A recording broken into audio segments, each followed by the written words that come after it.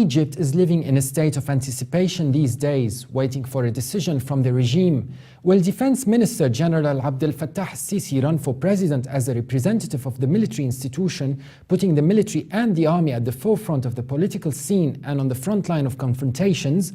Or will the authorities preserve the military institution and choose for General Sissi to remain as defense minister? Alfred Raouf asks these questions and comes to a verdict on General Abdel Fattah AL Sissi's run for president in Egypt. We're also speaking to Dr. Dina Rizk, teaching fellow in intelligence and security, to learn more.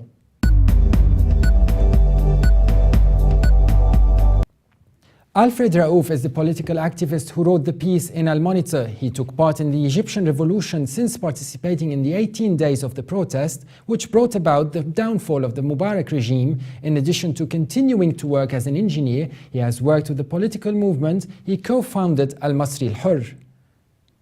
Alfred starts by stressing to the regime and everyone that we, as youth members of civil revolutionary movements and post-revolution parties, are advised that Sisi not run for president does not stem from a fear that the regime will oppress us if he becomes president, but rather from our fears from the military establishment for Egypt and for the democratic path, which is the only secure path for Egypt.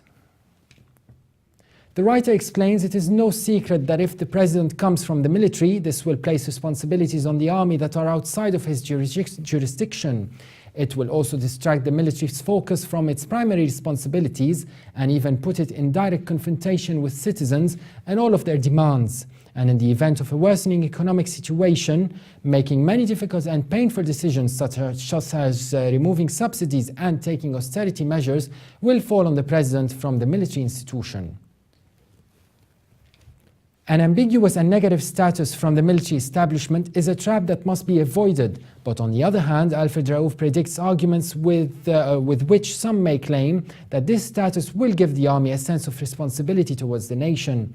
Raouf says there is a simple response. Nothing will prevent the army from providing all the assistance and help it had planned to give the nation in the presence of a civilian president from outside the military.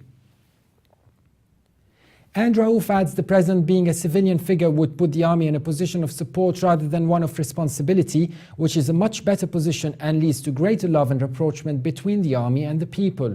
Consequently, the question arises, would the real purpose of Sisi running for president be a sense of responsibility towards the nation or a military takeover of political power? In a stance that reminds us of that of President Bashar al-Assad in Syria, the writer says, it is necessary to address the issue of confronting terrorism, the Muslim Brotherhood and their demonstrations and protests, which most often are not peaceful. Raouf says, I want to stress that the ultimate goal of the Muslim Brotherhood and the groups that support it, which announce that they carry out terrorist attacks, is for the military establishment to lead the scene and for a member of the military to rise to the state to be head of state.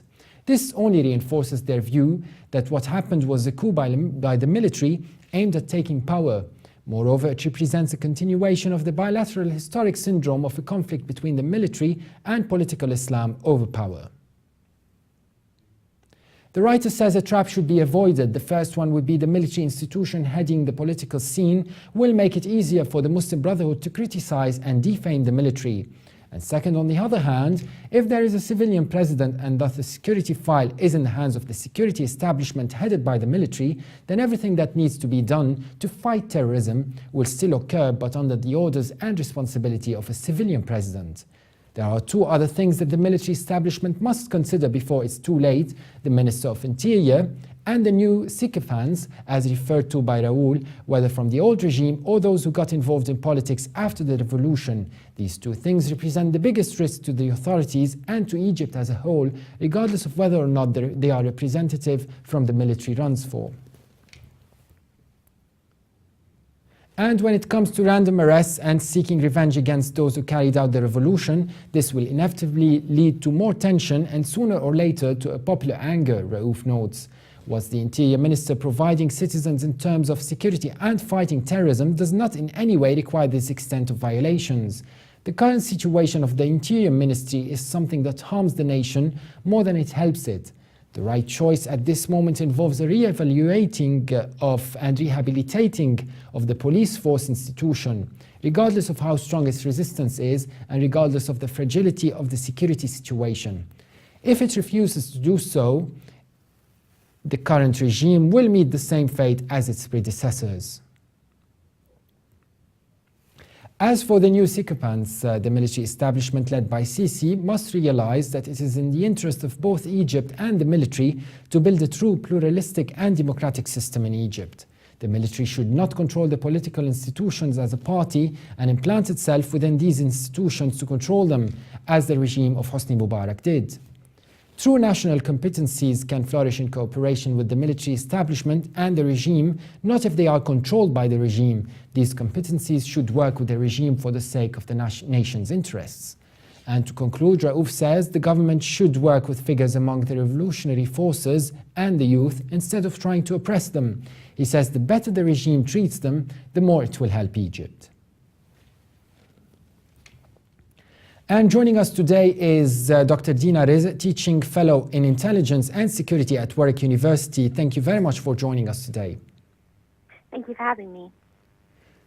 My first question, Dr. Rizk, Alfred Raouf from Al Monitor wrote, true national competencies can flourish in cooperation with the military establishment and the regime, yet they will never flourish if they are controlled by the regime.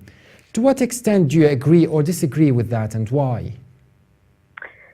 Well, I agree with the underlying premise of Raouf's article, which suggests that the military puts itself in a very difficult and potentially dangerous situation by making this explicit grab for political power.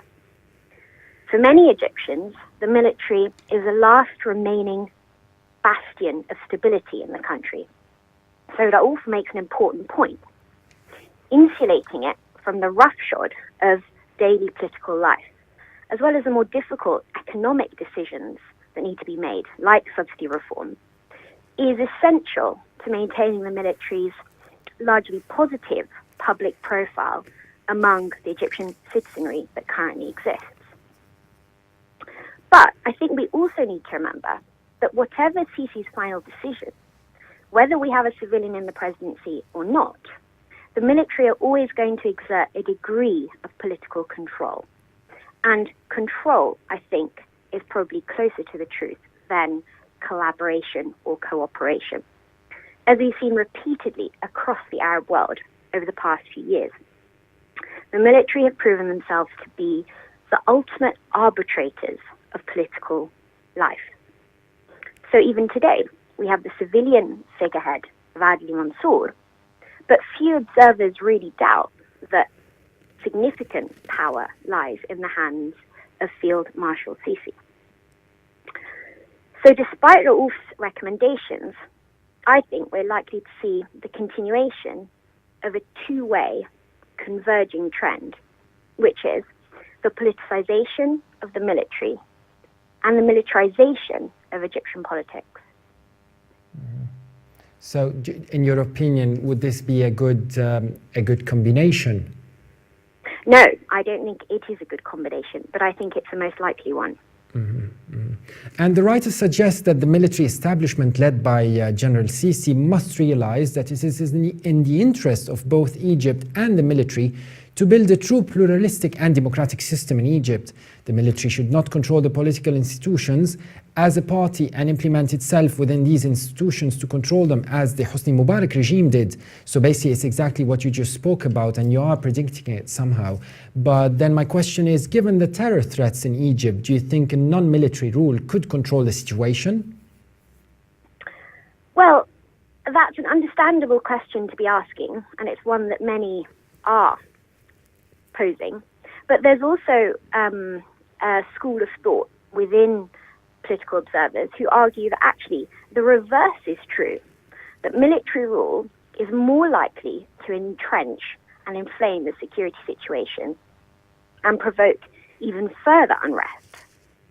So your question makes reference to terror threats, and these are very effectively being portrayed as terror threats. But I think there's also an argument for looking at these incidents as more like a low-level insurgency. Remember, the targets have been primarily against the specific and symbolic apparatus of state security, rather than indiscriminate acts of terror against civilians. You might say that this is even classic insurgency strategy. Provoke authorities into an overreaction, but avoid, where possible, alienating potential civilian supporters. And I think that might be a strategic decision on the part of those perpetrating these acts of terror, as you call them. From a security standpoint, one of the most worrying trends, I think, is the way that both the state and media, private and public, are conflating the Muslim Brotherhood, Ansar, Beit al-Maqdis, Hamas and Hezbollah as one homogeneous, radical Islamist threat. Can we really compare the Muslim Brotherhood to grab my attention to Hezbollah, perhaps? Exactly. How can you compare these that's two? That's precisely the question.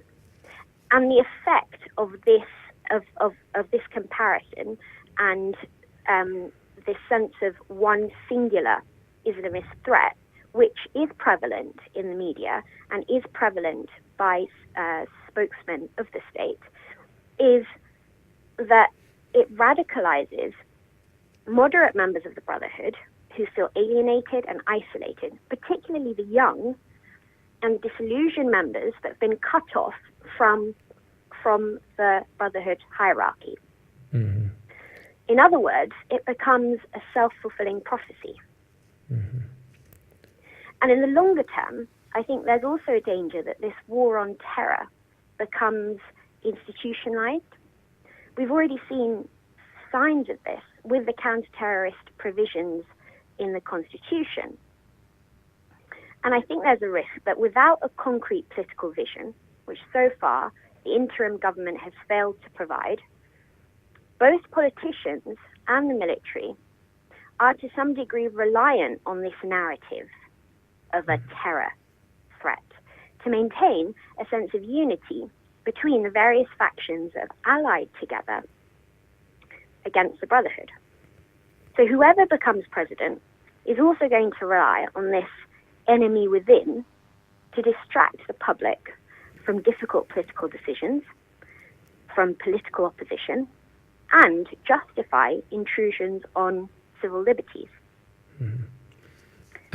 Doctor, Sure. Carry on, sorry. In many ways, actually, the security situation is not really in the hands of the military, but rather in the Ministry of Interior. And these are clearly distinct institutions, as Raouf notes in his article. The article also alludes to the importance of reforming the police and the security sector to avoid some of the excesses that we've seen in the past. And this is really the elephant in the room that is not being talked about sufficiently. No one knows much about the relationship between the military and the security services.